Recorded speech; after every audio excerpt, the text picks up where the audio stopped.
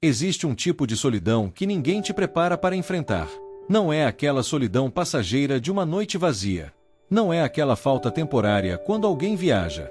É uma solidão que se instala como uma sombra permanente, que ocupa cada cômodo da casa que antes era cheia de vida, que sussurra no seu ouvido todas as noites antes de dormir, e que te lembra, sem piedade, que você está completamente só. Ninguém te avisa que o divórcio não termina quando os papéis são assinados. Ninguém te conta que a parte mais difícil começa exatamente depois. Quando todos os amigos param de perguntar se você está bem. Quando a família volta para suas próprias vidas. Quando o advogado já recebeu seu pagamento e sumiu. E você fica ali, sozinho, tentando entender o que fazer com todo esse vazio. Com todo esse silêncio ensurdecedor que agora define sua existência. Você olha para o lado da cama onde ela dormia por anos. E percebe que aquele espaço não é apenas vazio fisicamente. Ele carrega o peso de todas as conversas que não vão mais acontecer. De todos os planos que foram cancelados para sempre. De todos os futuros que vocês construíram juntos na imaginação. E que agora desmoronaram como castelos de areia na maré alta. Deixando apenas destroços de memórias que cortam como vidro. A solidão pós-divórcio é uma criatura que se alimenta do seu silêncio. Ela cresce nas madrugadas quando você acorda e estende a mão para o lado vazio. Ela engorda nos domingos à tarde quando as crianças estão na casa dela. Ela se fortalece em cada refeição que você faz sozinho olhando para o celular. Em cada série que você assiste sem ter com quem comentar. Em cada piada que você pensa em contar mas não tem para quem. Ela devora pedaço por pedaço da sua sanidade até você não reconhecer mais quem é. E o pior de tudo não é nem a solidão em si. O pior é perceber que você pode estar numa festa, rodeado de pessoas, rindo alto. Mas por dentro existe um vazio que ninguém consegue preencher. Uma desconexão profunda entre quem você mostra ser e quem você realmente é. Entre o sorriso que você força no rosto e o desespero que grita na sua mente. É como se você estivesse atrás de um vidro grosso, vendo a vida acontecer mas sem conseguir realmente tocá-la. Hoje eu vou te mostrar as verdades que ninguém tem coragem de falar sobre essa solidão devastadora. Vou te revelar o que realmente acontece no silêncio da sua casa vazia. Vou expor as sombras que te visitam todas as noites quando você pensa que ninguém está olhando. E vou te contar porque essa solidão é tão profunda que parece que vai te engolir inteiro. Não para te assustar ou te fazer sofrer mais. Mas porque só quando você enxerga o monstro de frente é que pode começar a lutar contra ele. Porque a solidão pós-divórcio não é apenas sobre perder uma pessoa. É sobre perder a versão de você mesmo que existia naquele relacionamento. É sobre acordar todo dia sem saber quem você é. Sem a identidade de marido ou esposa. Sem a rotina que definia seus dias. Sem o propósito compartilhado que dava sentido à sua vida. É ter que reconstruir do zero uma existência que você nem sabe mais como viver. É como se alguém tivesse apagado o mapa da sua vida e te deixado perdido no escuro. Então prepare-se. O que vem a seguir vai tocar em feridas que você talvez esteja tentando ignorar. Vai trazer à superfície sentimentos que você enterrou bem fundo. Vai nomear medos que você nem sabia que tinha. Mas é justamente nessas sombras que mora a verdade que pode te libertar. É no fundo desse poço de solidão que está a chave da sua reconstrução. E eu vou descer nesse poço com você, palavra por palavra, até chegarmos ao fundo. A primeira coisa que ninguém te conta é que existem camadas na solidão pós-divórcio. Como se fosse um abismo com diferentes níveis de escuridão. E você vai descendo, descendo, descendo, achando que já chegou no fundo. Mas aí descobre que existe um nível ainda mais profundo esperando por você. E cada camada traz um tipo diferente de dor, um tipo diferente de vazio. Vamos começar pela mais superficial, aquela que todo mundo vê mas ninguém entende de verdade. A primeira camada é a solidão física. É aquela que você sente quando chega em casa depois do trabalho e não tem ninguém para receber você. Quando você adoece e não tem quem traga um copo d'água. Quando você precisa consertar algo na casa e percebe que agora tudo é sua responsabilidade. É a ausência concreta de outro corpo, de outra presença, de outra voz ecoando pelos cômodos. Parece simples, quase trivial quando você descreve assim. Mas quando você está vivendo isso todo santo dia, essa ausência pesa como chumbo. Você começa a fazer coisas estranhas para preencher esse vazio físico. Liga a televisão só para ter uma voz na casa, mesmo sem assistir. Deixa a música tocando o dia inteiro porque o silêncio absoluto te enlouquece. Alguns chegam ao ponto de adotar um cachorro ou gato só para ter um ser vivo compartilhando o mesmo espaço. Não é sobre companhia real, é sobre enganar seu cérebro para não perceber que você está sozinho. É sobre criar a ilusão de que a vida continua, mesmo quando por dentro você sabe que algo fundamental morreu. Mas essa primeira camada é apenas o começo. Logo abaixo dela vem a solidão emocional. Essa é muito pior porque é invisível para os outros. Você pode estar rodeado de pessoas e ainda se sentir completamente só. É aquela sensação de não ter ninguém que realmente te entenda, ninguém que conheça suas camadas mais profundas. Aquela pessoa que te conhecia por completo, que sabia o que você estava sentindo só de olhar para você, não está mais aí. E essa perda de intimidade emocional cria um vazio que nenhuma quantidade de amigos ou família consegue preencher. Você tenta conversar com amigos sobre o que está sentindo, mas percebe que eles não conseguem realmente te alcançar. Não é culpa deles. É que eles não viveram o que você está vivendo. Eles ouvem, fazem cara de compreensão, dão alguns conselhos genéricos. Mas no fundo você sabe que estão apenas esperando você superar logo isso. Que estão cansados de te ouvir falar sobre o divórcio. Que querem que você volte a ser a pessoa divertida que você era antes. Só que essa pessoa não existe mais. A terceira camada é ainda mais sombria, a solidão existencial. Essa é a que te acorda às 3 da manhã com o coração acelerado e uma pergunta martelando na sua cabeça: o que eu vou fazer com o resto da minha vida? Todos os planos que você tinha foram feitos a dois. As viagens que planejavam fazer juntos. A casa que queriam comprar. Os lugares onde queriam envelhecer. Agora tudo isso virou poeira. E você percebe que não tem ideia de como construir um futuro sozinho. Essa solidão existencial te faz questionar tudo. Quem você é sem o casamento? Qual é seu propósito agora? Você sempre se definiu como marido, como pai, como parte de uma família. Mas agora essas definições estão todas rachadas, fragmentadas. Você olha no espelho e não reconhece a pessoa que olha de volta. É como se o divórcio tivesse apagado não apenas o seu presente, mas também o seu futuro e até pedaços do seu passado. Tudo o que você era, tudo o que pensava que seria, virou fumaça. E existe uma quarta camada, a mais profunda de todas, que poucos têm coragem de admitir: a solidão da culpa. Aquela voz no fundo da sua mente que sussurra que você poderia ter feito diferente. Que se você tivesse sido mais atencioso, mais presente, mais carinhoso, talvez nada disso teria acontecido. Essa culpa te isola de uma forma única porque você não consegue compartilhar ela com ninguém. Você carrega esse peso sozinho, esse arrependimento corrosivo que te corrói por dentro enquanto você sorri por fora. Você revive mentalmente todas as discussões, todas as oportunidades perdidas de dizer eu te amo, todos os momentos em que escolheu o trabalho ao invés dela. E cada memória é como uma faca entrando mais fundo. Você constrói castelos inteiros de "e se" na sua cabeça. E se eu tivesse chegado mais cedo em casa? E se eu tivesse dado mais atenção aos sinais? E se eu tivesse lutado mais? Esses pensamentos te mantêm acordado noite após noite, te aprisionam numa cela de arrependimento da qual você não consegue escapar. A solidão pós-divórcio é um buraco negro que suga toda a luz da sua vida. Ela distorce o tempo, fazendo as noites durarem eternidades e os dias passarem num borrão sem sentido. Ela apaga cores, deixando tudo em tons de cinza. Ela silencia sua voz interior, aquela que antes te guiava, te motivava.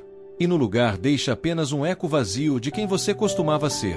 Essa é a verdade crua que ninguém te prepara para enfrentar. Agora vamos falar dos fantasmas invisíveis que assombram sua vida após o divórcio. Esses fantasmas que ninguém vê, mas que você sente em cada canto da casa, em cada lembrança que te assalta sem aviso. São as memórias que viraram tortura, as rotinas que viraram lembretes constantes do que você perdeu. E o pior é que você não pode fugir deles porque eles estão dentro de você, gravados na sua mente como cicatrizes que nunca vão embora completamente. O primeiro fantasma é o mais óbvio: as memórias boas. Parece contraintuitivo, mas as memórias felizes doem mais que as ruins. Porque elas te mostram o que vocês já foram, o que vocês tinham e perderam. Aquela viagem incrível que fizeram, aquele jantar onde riram até doer a barriga, aquela manhã de domingo preguiçosa abraçados na cama. Cada memória boa é uma facada porque te lembra que aquilo existiu, foi real, foi maravilhoso. E acabou. E nunca mais vai voltar. Você tenta evitar lugares que frequentavam juntos. Mas a cidade inteira vira um campo minado de lembranças. O restaurante onde vocês tiveram o primeiro encontro. O cinema onde assistiram aquele filme que os dois amaram. O parque onde caminhavam de mãos dadas. Até o supermercado te traz memórias dolorosas quando você passa pelo corredor dos produtos que ela gostava. Você não consegue escapar do passado porque ele está tatuado em cada esquina da sua vida. O segundo fantasma é o das conversas que não vão acontecer. Você pega o celular 1000 vezes por dia para mandar uma mensagem para ela sobre algo engraçado que viu, algo que aconteceu no trabalho, alguma piada interna que só vocês dois entendiam. Mas para no meio do caminho, lembrando que não pode mais fazer isso. Que ela não está mais ali para compartilhar esses pequenos momentos. E cada vez que você se pega fazendo isso, a realidade da perda te acerta como um soco no estômago. Tem também o fantasma do futuro que morreu. Todos aqueles planos que vocês faziam nas noites de sexta-feira, deitados na cama, sonhando acordados. A casa dos sonhos que iam construir. A viagem para a Europa que fariam quando os filhos crescessem. A festa de 25 anos de casamento que já estavam imaginando. Tudo isso virou fumaça. E quando você pensa no seu futuro agora, vê apenas um vazio assustador. Porque todos os futuros que você conseguia imaginar tinham ela dentro. E agora você não sabe mais como sonhar sozinho. O fantasma das datas especiais é especialmente cruel.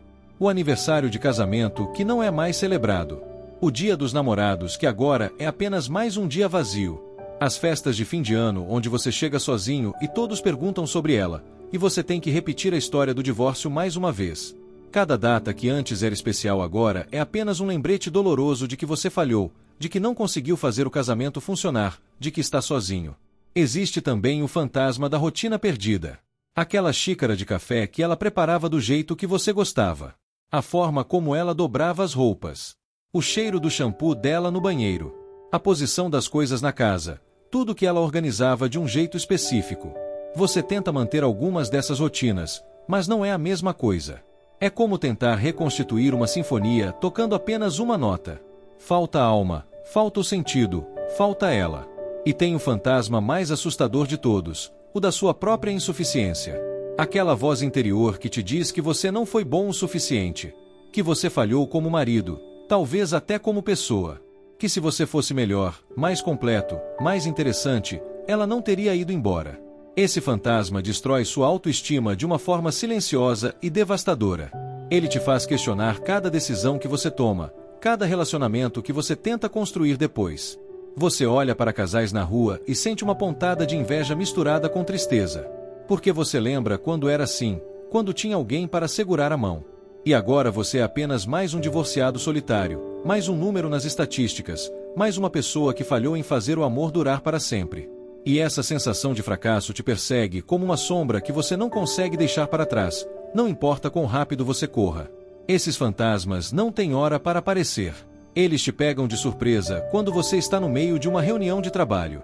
Te assaltam enquanto você tenta dormir. Te paralisam no chuveiro quando uma música que vocês gostavam toca no rádio. Eles te lembram que o divórcio não é um evento único, é um processo contínuo de perda e luto que se estende por meses, às vezes anos. É uma ferida que não cicatriza completamente porque algo sempre vem arrancar a casca que estava começando a formar.